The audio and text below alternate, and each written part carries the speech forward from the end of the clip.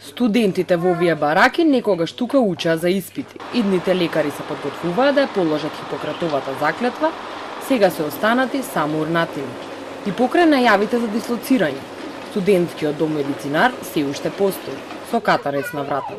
Нов дом за студентите се уште нема. Во студентскиот дом медицинар, кој веќе неколку години е затворен, Спасот си го бара 6-члено семејство, кое веќе 2 години живее тука. Живеат во субстандардни услови. Заработуваат со тоа што продаваат шишиња. Зиме, лета, на дожд и на сонце, тие немаат струја и немаат храна.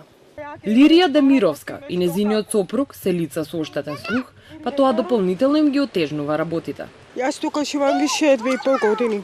Моментално без струја, без вода, без храна, без куќа, 5 години сум на улица. Имам 4 деца што не идат на школа.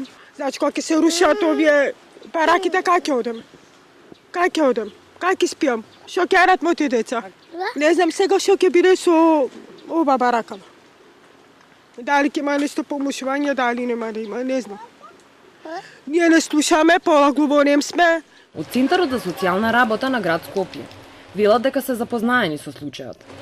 Мапирано е семејството кое живее во бараките на студентскиот дом Невена Ѓоргиева Дуња медицинар по анонимна пријава. Понудено им е сместување во прифатниот центар за бездомни лица во Чичино село.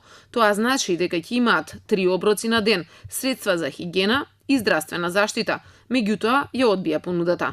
Семејството на Демировска не сака да оди во тој центар и бара друго решение. Не праќа да идеме во Чичино село. Ние тоа не го прифаќаме.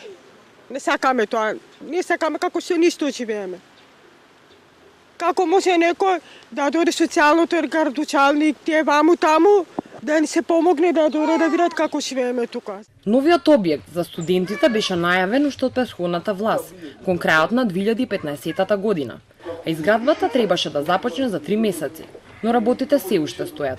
Од Министерството за образование и наука засега не одговараат кога ќе бидат дислоцирани бараките и кога ќе се изгради нов дом.